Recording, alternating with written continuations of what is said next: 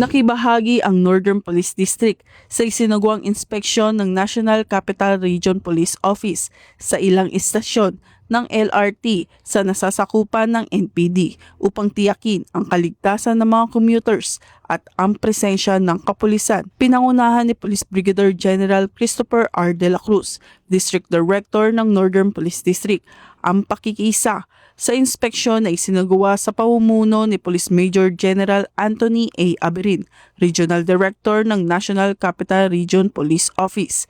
Sa isinagawang inspeksyon, personal na sinuri ang deployment ng mga kapulisan sa istasyon, gayon din ang kanilang kahandaan, pagiging alerto at visibility upang masiguro ang agarang pagtugon sa anumang insidente. Inobserbahan din ang daloy ng mga pasahero, mga umiiral na security measures at ang pangkalahatang kalagayan ng mga commuter sa loob ng istasyon. Bahagi ito ng patuloy na hakbang ng NCRPO at NPD upang mapanatili ang kaayusan, kapayapaan at kaligtasan sa mga pampublikong transportasyon, alinsunod sa adhikain ng bagong PNP para sa bagong Pilipinas, serbisyong mabilis, tapat at nararamdaman.